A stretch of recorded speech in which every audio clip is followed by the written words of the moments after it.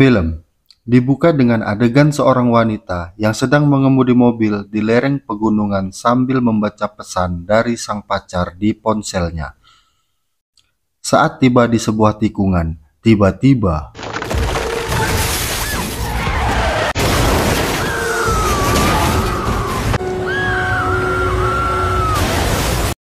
saat ia tersadar, betapa terkejutnya ia tatkala menyadari kalau mobil yang dikendarainya tersangkut di sebuah pohon di sebuah tebing yang sangat tinggi. Lalu datanglah sebuah tim penyelamat dengan sebuah helikopter sambil diliput oleh salah satu media televisi swasta. Di sini kita diperkenalkan sosok tokoh utama kita yang biasa berperan sebagai The Rock di acara SmackDown, yang di sini bernama Raymond, seorang kapten tim penyelamat tersebut. Saat tiba di lokasi kejadian, Ray pun menyuruh salah satu tim penyelamat untuk menarik si gadis yang dimana mereka hanya punya waktu 5 menit karena keadaan sekitar tebing yang bisa membahayakan kestabilan helikopter tersebut. Tanpa diduga muncullah sebuah masalah baru tatkala si penyelamat tersebut terjepit tangannya saat mengikat tali pengaman dan membuat helikopter mereka oleng.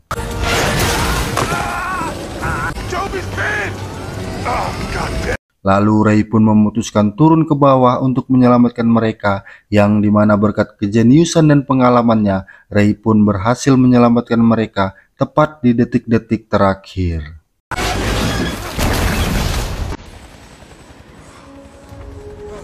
Berpindah ke Institut Teknologi California, di mana seorang ahli geologi yaitu Profesor Lawrence sedang memberi kuliah umum tentang gempa bumi yang belakangan sering terjadi akibat patahan San Andreas yang membentang di sepanjang San Francisco.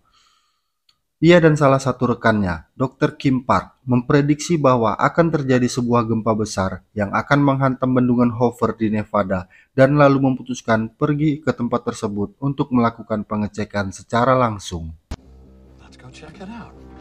Kembali ke Raymond yang sedang menelpon anak gadisnya yang bernama Blake, ini orangnya. Lalu menemukan sebuah surat yang ternyata itu adalah surat gugatan cerai yang dikirimkan oleh istrinya, dan di sini diketahui bahwa hubungan rumah tangga mereka retak setelah anak perempuan bungsu mereka meninggal karena tenggelam beberapa waktu silam. Beralih ke Profesor Lawrence dan Kim yang sudah tiba di bendungan Hoover dan melakukan penelitian model prediksi gempa, tiba-tiba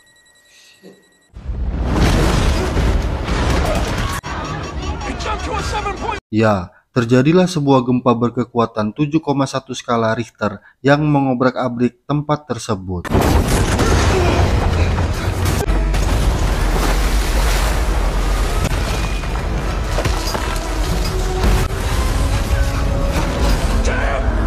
Di sini terdapat momen mengharukan di mana Dr. Kim yang sedang berusaha menyelamatkan seorang anak memilih untuk mengorbankan dirinya demi keselamatan Lawrence dan anak tersebut.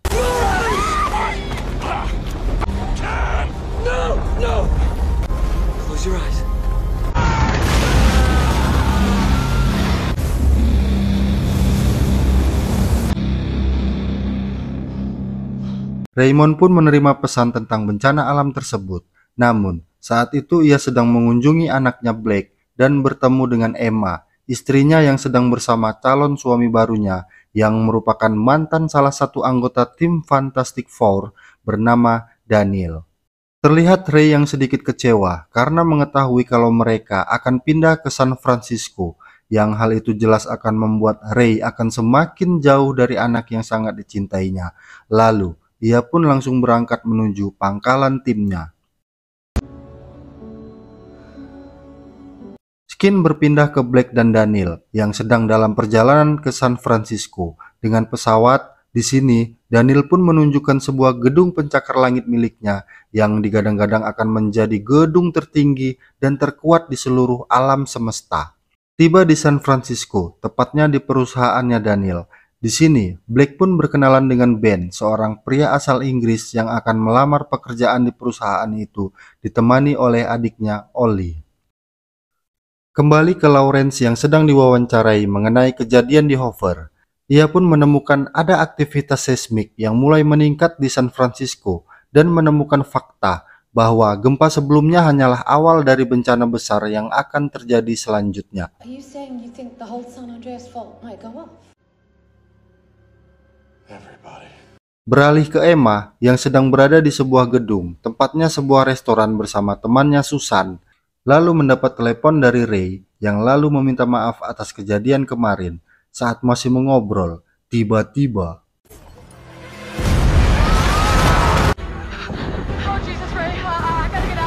ya, terjadilah gempa yang sangat dahsyat, lalu Ray pun langsung menyuruh Emma untuk membawa orang-orang sebanyak mungkin ke atap dan dia akan segera menjemputnya dengan helikopter.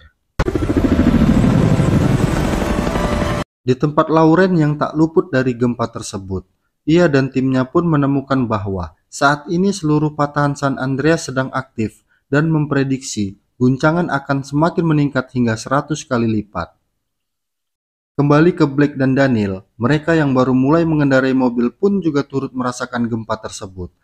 Saat berusaha keluar dari gedung yang mulai runtuh, mereka pun malah terperosok ke lantai basement yang roboh dan mengakibatkan si supir tewas dan Blake pun terjebak di dalam mobil. Oh my god, he's dead! Namun tanpa diduga, Daniel malah pergi meninggalkan Blake dan memilih untuk menyelamatkan dirinya sendiri. Untungnya Ben mengetahui hal itu dan tanpa pikir panjang, ia segera menyusul Blake ke basement.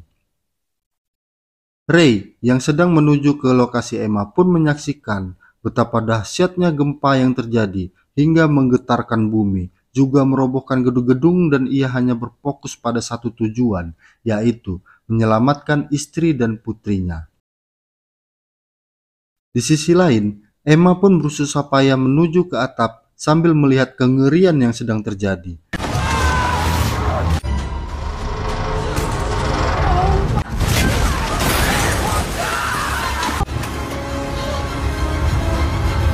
Saat tiba di atap, tiba-tiba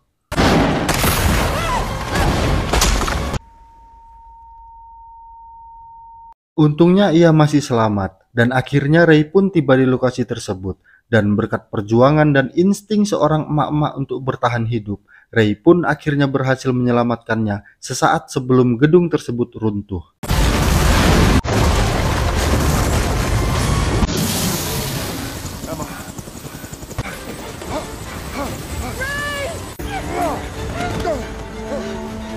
Saat akan melanjutkan perjalanan, tiba-tiba gedung di sekitar mereka pun runtuh dan hampir saja menghantam helikopter mereka. Namun, berkat bantuan sang sutradara, mereka pun bisa menghindar dan melanjutkan perjalanan untuk menjemput putri mereka.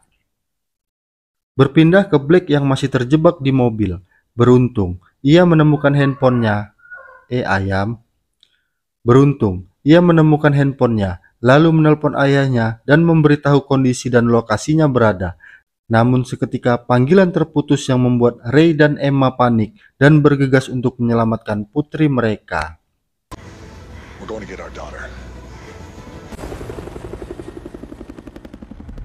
Saat Blake hampir putus asa, muncullah harapan tatkala Ben dan Ollie tiba, di mana kita akan melihat kejeniusan Ben dalam menyelamatkan Blake tepat ketika sebuah tembok rubuh di atas mobil tersebut.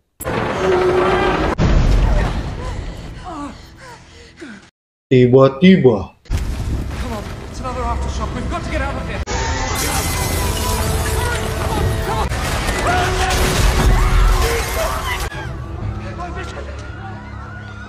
di sisi lain, Lauren lagi-lagi menemukan fakta bahwa gempa susulan akan kembali terjadi dengan skala yang lebih besar. Lalu, ia pun mengajak para anak didiknya untuk meretas media demi memberikan peringatan dini kepada semua orang. Kembali ke Blake, Ben dan Ollie yang tiba di sebuah toko elektronik untuk mencari sebuah ponsel jadul untuk menghubungi ayahnya, karena saat ini ponsel elektronik tidak berfungsi. Ray pun mengarahkan mereka agar menuju ke sebuah menara di sebuah bukit, yaitu Menara Koit, agar ia bisa segera menjemput mereka. Di sini Blake pun mengadukan kepada Emma bahwa Daniel telah meninggalkannya, dan dengan emosi, Emma pun menelpon Daniel dan mengatakan, If you're not already dead, I'm gonna fucking kill you. lalu terlihat Daniel yang sedang berjalan tertatih-tatih.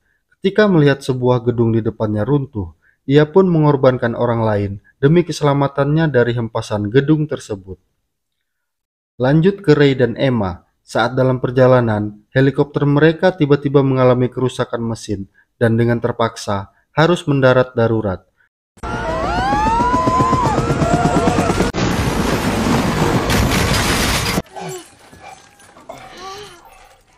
Mereka pun melanjutkan perjalanan dengan sebuah mobil. Lalu, Lauren yang berhasil meretas media pun segera melakukan siaran langsung dan memberitahukan ke semua warga dan menjelaskan bahwa gempa susulan akan terus terjadi, bahkan dengan skala yang jauh lebih besar. Cisco, you need to get out, and I mean now. God be with you. Ray dan Emma yang sedang dalam perjalanan sambil membahas tentang hubungan mereka, seketika dikejutkan dengan adanya belahan dari patahan San Francisco yang menganga lebar dan memutus jalur mereka.